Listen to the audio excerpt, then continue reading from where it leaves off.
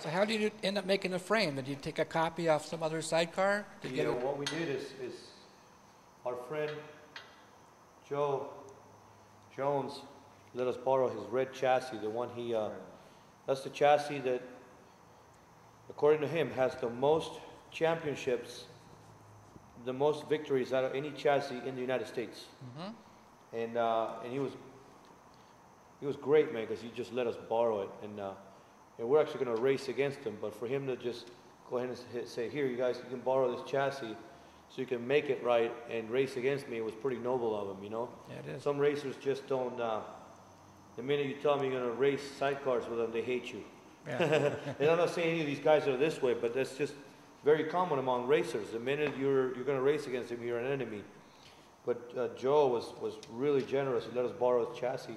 So what we did is we took the rake that he had, and we set the rake in our frame jig here, and he gave us the basic rules, which is wheelbase from the center of your adjuster to the center of your front wheel. You have to have a certain amount of inches, and from your center of your rear tire to the center or where the third wheel goes, you got to have a certain dimension.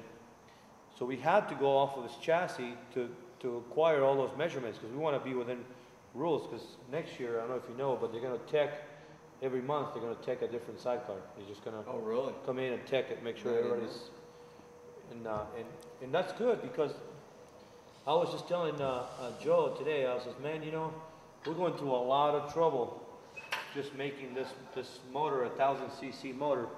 It's perfect. I'm hoping everybody else has got a 1000cc, because I could be running a 4-inch bore with monster heads and pistons that put out 150 horsepower. Instead, I'm going to have it out of a 3.5-inch bore. And then God knows we're going to squeeze every pony we can out of this thing. We're going to run alcohol to where they're all running pump gas right now. Mm-hmm. We're going to have alcohol in this thing. We're going to have 14-to-1 compression, and God knows it's going to be a time bomb, but it's going to be fun. It's going to be a fun time bomb. Yeah. The torque is going to be tremendous. Yeah, we're going to rip the tires right off the rims, hopefully. Well, pretty much with sidecars, once you get on that lead, you got a lot of width to get around you. It takes a lot to get around you, you know? Yeah, and some of the guys that race V-twins, go ahead and snug your sidecar. Some of the guys that raced V-twins in the past said, you guys are going to have an advantage with the torque coming out the bottom with the V-twin, especially running all that compression, because you're going to come in on the straightaway, you're going to let off the throttle with all that compression. It's going to act like a brake almost, where he's just going to come in and lay on the side, and I'm going to turn the wheel, and this thing's just going to go whoop, and we're going to just straighten that corner up and just shoot down to the next corner, and instead of the guys are coming out on the outside, and you can hear them just whoop, we're just going to come in and go whoop, whoop.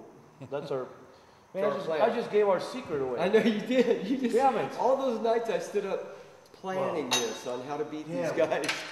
We'll have to black that part out. We'll just put a blank screen up. Please do. Right? And say, just gave away our secret, damn it. I had this game plan because I know how the guys are running with the Japanese bikes, and I've watched them plenty of times. Yeah. And I've been talking to T-Rod. This is how I want us to take this corner. I know, he gets excited and he starts letting out secrets on this. No more secrets on the motor or anything. Yeah, really. But no more scraper stories either. But, my idea is to come in. These guys are all coming out, and when they're coming in the corner, they're actually kind of checking as they're coming through the corner. The front tire's checking on them. My idea is to hit the corner tight and actually, glide through, and then as we're starting to come in, hit it, or roll it actually, and roll it, and just... instead of us, I think with weight may play to an advantage on us. Yeah. Because our frame is going to be heavier, our motor is going to be heavier, and I think it may play into our hand on this. Rider is heavier too? You got a few pounds? No, not necessarily. There's a couple pretty big guys.